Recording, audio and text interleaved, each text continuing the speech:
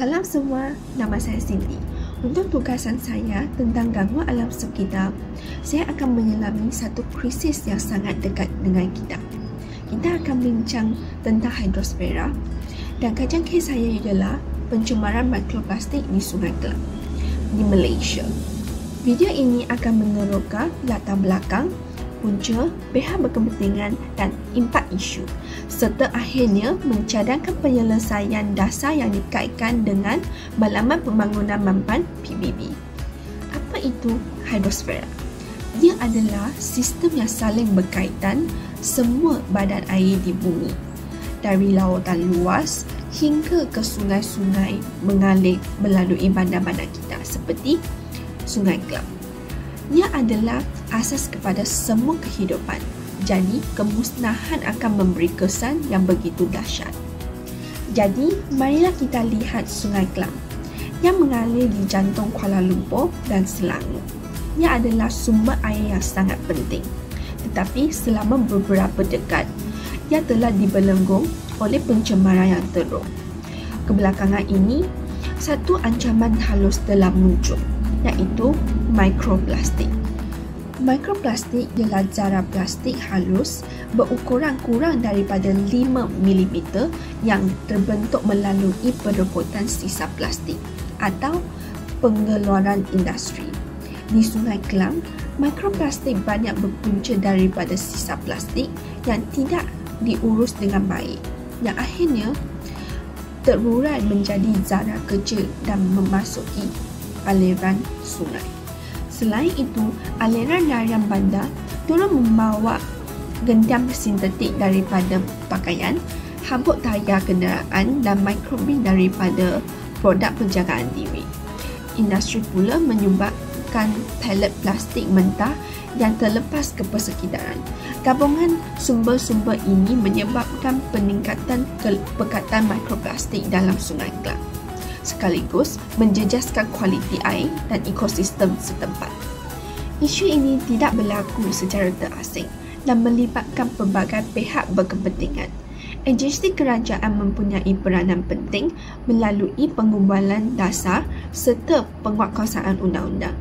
Namun, kelemahan dalam pemantauan, pelaksanaan dasar yang tidak konsisten atau kekangan kapasiti kadang-kadang menyumbang kepada berterusannya masalah pengurusan sisa plastik.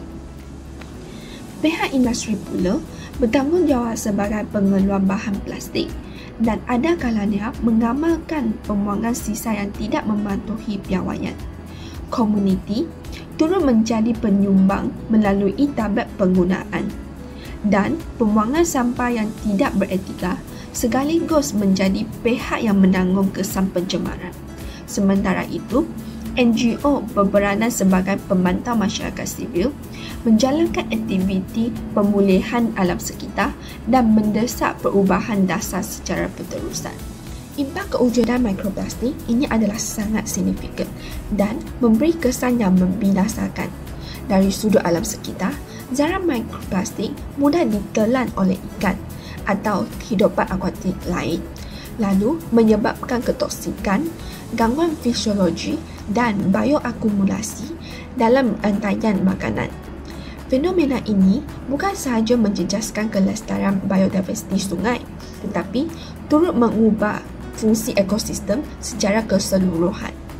Dari perspektif sosial, pencemaran mikroplastik meningkatkan risiko kesihatan kepada manusia, khususnya melalui pengambilan makanan laut yang telah tercemar. Pada masa yang sama, nilai sosial sungai turut merosot apabila kualiti air menurun, menjadikannya kurang sesuai untuk aktiviti rekreasi dan menimbul persepsi negatif masyarakat terhadap persekitaran setempat.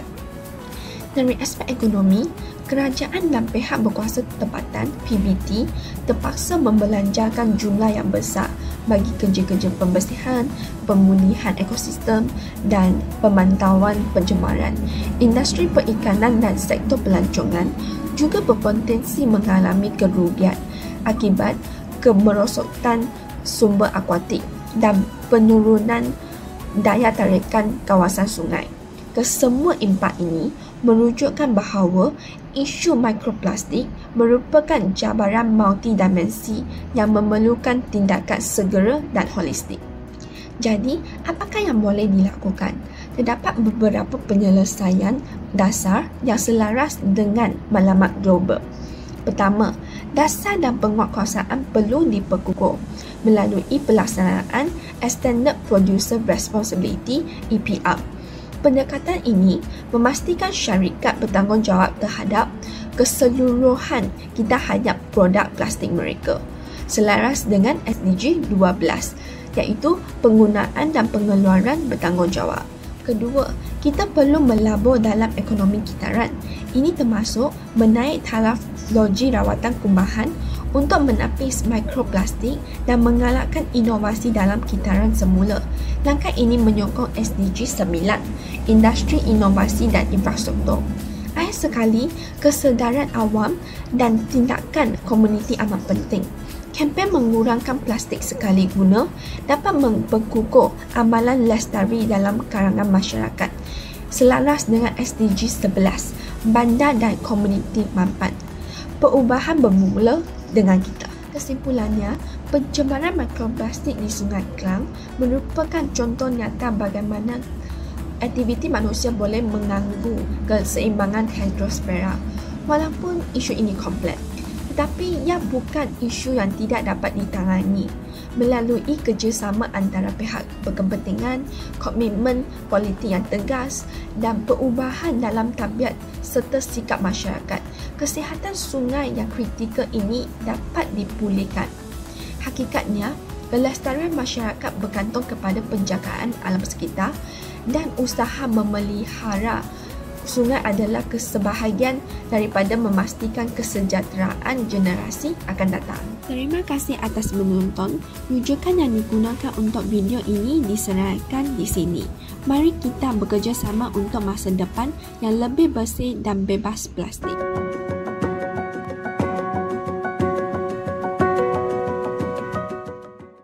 Well, to be honest, I'm not really happy. I'm not always exposed to being able to see this much rubbish floating on the river. I'm also part of the people who wonder how trash end up in the ocean, the sea.